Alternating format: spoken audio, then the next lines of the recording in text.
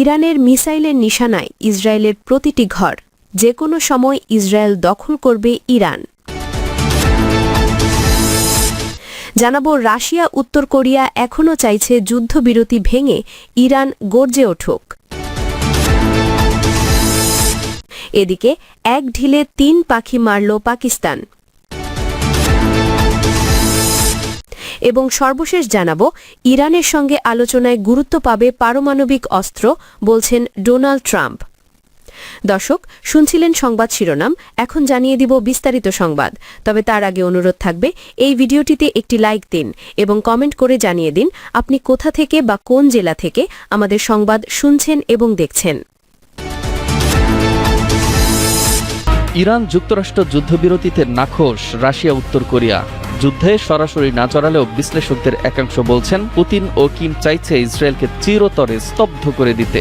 কারণ হিসেবে তারা দাবি করছেন ইসরায়েলের হম্বিতম্বি মধ্যপ্রাচ্যে যুক্তরাষ্ট্রের ছড়ি ঘোরানোর কৌশল।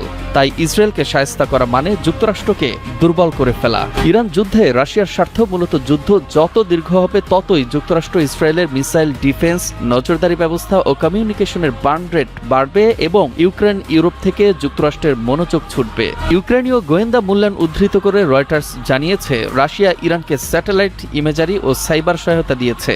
মার্চ ২১ থেকে ৩১ সময়ে ১১ দেশে ৪৬টি টার্গেটের ওপর অন্তত ২৪টি সার্ভে করার কয়েকদিনের মধ্যে সেসব স্থানে ইরানি আঘাতের প্যাটার্নও দেখা গেছে।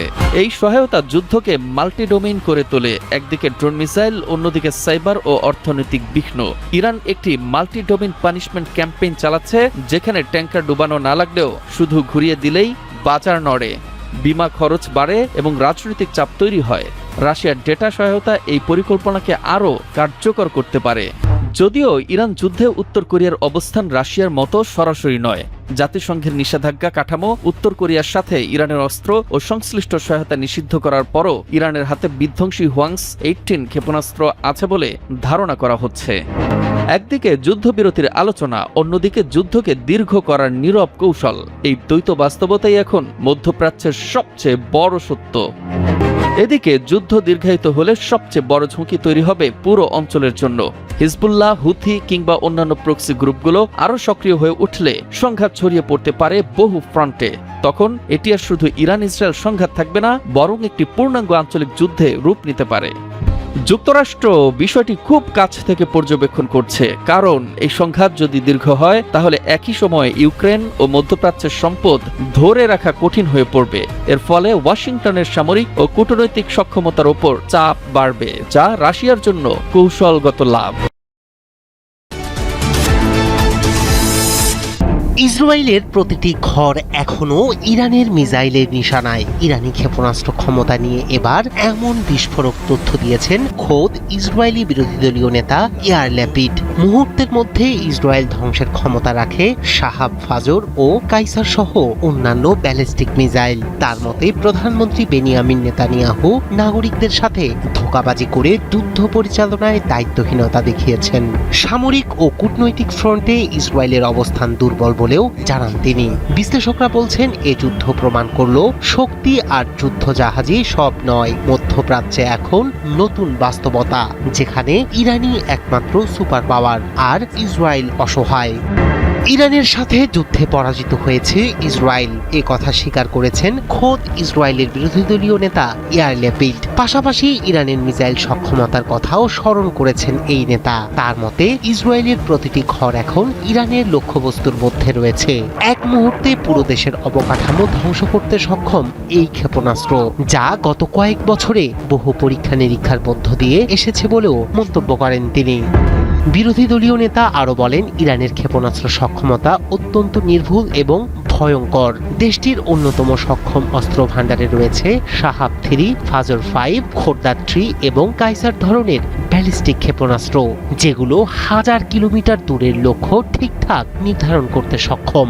বিশেষজ্ঞরা বলছেন এই ক্ষেপণাস্ত্রগুলোর রেঞ্জ এমন যে সেগুলো সরাসরি টেলিভিশন বা সরকারি ভবনের মতো গুরুত্বপূর্ণ লক্ষ্যকে শেষ করতে পারে। প্রতিটি ক্ষেপণাস্ত্রের হেডিং এমনভাবে ডিজাইন করা যা মুহূর্তে শহর ও কৌশলগত সুবিধা ধ্বংস করতে সক্ষম। ইয়ার ল্যাপিড আরও অভিযোগ করেছেন, নেতানিয়াহু সেনাবাহিনীকে যে লক্ষ্য দিয়েছে তা বাস্তবিকভাবে কৌশলগতভাবে ব্যর্থ। যুদ্ধক্ষেত্রে বিমান বাহিনীর দক্ষতা দেখিয়েছিল, তবুও কূটনৈতিক ফ্রন্টে ইসরায়েলের অবস্থান ক্রমশ দুর্বল হয়ে গেছে। বিশ্লেষকরা বলছেন, ইরানের এই ক্ষেপণাস্ত্র কৌশল শুধুমাত্র প্রতিরক্ষা নয়, আক্রমণাত্মক সক্ষমতাও বহন করে। শাহাব 3 এবং ফাজর 5 এর মতো মধ্যদৈর্ঘ্যের ব্যালিস্টিক ক্ষেপণাস্ত্র ইসরায়েলের বড় শহরগুলোকে সহজে লক্ষ্যবস্তু বানাতে পারে। আরও ক্ষিপ্র এবং উচ্চ নির্ভুল খোরদার 3 ও কাইসার ক্ষেপণাস্ত্র দিয়ে মুহূর্তের মধ্যে শহর, মিলিটারি বেজ এবং গুরুত্বপূর্ণ অবকাঠামো ধ্বংস করা সম্ভব। এক ঢিলে 3 পাখি মারল পাকিস্তান। পাকিস্তানের এই চাল কোনোভাবেই বুঝতে পারেনি ভারত। এক ঢিলেই অনেকগুলো পাখি মেরেছে শেহবাজ শরীফ। ৩৯ দিনের ধ্বংসাত্মক মার্কিন ইরান যুদ্ধে যখন ওয়াশিংটন, তেহরান, রিয়াদ এবং বেইজিং কেউই কারো সাথে সরাসরি কথা বলার অবস্থায় ছিল না, ঠিক তখনই পর্দার আড়াল থেকে এক অভাবনীয় জাদুকরের মতো অভির্ভূত হল ইসলামাবাদ। যুদ্ধবিরতি কার্যকর করে তারা বিশ্বকে চমকে দিয়েছে ঠিকই, কিন্তু আড়ালে আরও কতগুলো পাখি তারা শিকার করেছে তা হয়তো অনেকেই টের পাননি। মধ্যপ্রাচ্যের শান্তি ফেরানোর এই মহতী অবরণের নিচে শেহবাজ শরীফ আসলে নিজেদের ঝুলিতে কি ফায়দা লুটলেন। রয়টার্সের তথ্য মতে, ইরানের হামলায় সৌদি আরবের গুরুত্বপূর্ণ পেট্রোকেমিক্যাল স্থাপনা যখন ক্ষতিগ্রস্ত, তখন ক্ষুব্ধ রিয়াদ এবং বেপরোয়া তেহরানকে শান্ত করা প্রায় অসম্ভব হয়ে পড়েছিল। কিন্তু পাকিস্তান তাদের ভৌগোলিক ও কূটনৈতিক চারমুখী সম্পর্ককে, অর্থাৎ ইরানের সাথে সীমান্ত, সৌদির সাথে নিবিড় প্রতিরক্ষা চুক্তি এবং যুক্তরাষ্ট্র ও চীনের সাথে ঘনিষ্ঠতাকে কাজে লাগিয়ে অবিশ্বাস্য বাজিমাত করেছে। খোদ ডোনাল্ড ট্রাম্প এবং ইরানের পররাষ্ট্রমন্ত্রী আব্বাস আরাকচি প্রকাশ্যে পাকিস্তানের এই অভাবনীয় ভূমিকার কথা স্বীকার করেছেন। কিন্তু শুধু কি বিশ্ব শান্তির জন্যই পাকিস্তানের এই দৌড়ঝাঁপ? মোটেও না। এই একটিমাত্র মধ্যস্থতার আড়ালে পাকিস্তান অত্যন্ত সুকৌশলে মূলত 3টি বিশাল পাখি শিকার করেছে। প্রথম শিকারটি হল নিজেদের ডুবন্ত অর্থনীতিকে খাদের কিনারা থেকে রক্ষা করা। যুদ্ধ দীর্ঘায়িত হলে এবং হরমুজ প্রণালী বন্ধ থাকলে জ্বালানি সংকটে পাকিস্তানের ভঙ্গুর অর্থনীতি পুরোপুরি ধসে পড়ত। যুক্তরাষ্ট্র, আরব বিশ্ব এবং চীনের কাছে পাকিস্তান প্রমাণ করেছে যে তারা শুধু একটি ট্রানজিট করিডর বা ঋণের বোঝা নয়, বরং চরম সংকটে এক নির্ভরযোগ্য কূটনৈতিক শক্তি। তবে আন্তর্জাতিক বিশেষজ্ঞদের মতে এই যুদ্ধবিরতি মানেই সংকটের চূড়ান্ত অবসান নয়। যুক্তরাষ্ট্র বা ইসরায়েল কেউই তাদের চূড়ান্ত অবস্থান থেকে এক চুলও সরে আসেনি, আর ইরানও তাদের কঠোর শর্তে অনড়। পাকিস্তান এই একটি চাল দিয়ে কোনো পরাশক্তি বা সুপার পাওয়ার হয়ে যায়নি, কিন্তু তারা বিশ্বকে দেখিয়ে দিয়েছে স্বার্থের রাজনীতিতে সঠিক সময়ে কিভাবে ভূগোল ও কূটনীতিকে নিখুঁতভাবে ব্যবহার করে অন্যের যুদ্ধ ময়দান থেকে নিজেদের ফায়দা লুটে নিতে হয়।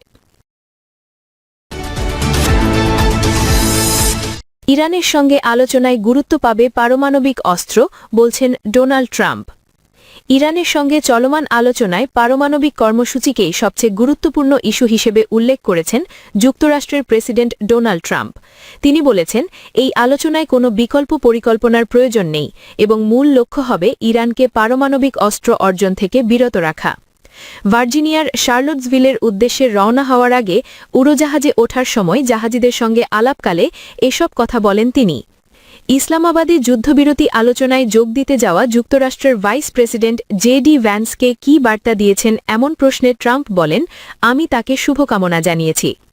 ইরানের সঙ্গে আলোচনা এক দফাতেই শেষ হবে নাকি আরও দীর্ঘমেয়াদী হবে এ বিষয়ে নিশ্চিত নন তিনি। বিকল্প কোনো পরিকল্পনা আছে কিনা জানতে চাইলে ট্রাম্প বলেন, আপনাদের কোনো ব্যাকআপ পরিকল্পনার প্রয়োজন নেই।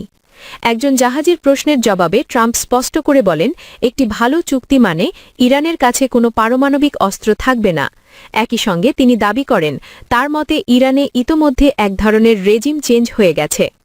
এ সময় ট্রাম্প আরও বলেন, গুরুত্বপূর্ণ নৌপথ হরমুজ প্রণালী খুব শীঘ্রই খুলে দেওয়া হবে, যদিও যুক্তরাষ্ট্রের জন্য এটির প্রয়োজন নেই বলেও মন্তব্য করেন তিনি। হরমুজ প্রণালী দিয়ে চলাচলকারী জাহাজ থেকে ইরান টোল আদায়ের পরিকল্পনা করছে এমন প্রশ্নে ট্রাম্প বলেন, আমরা এমনটা হতে দেব না।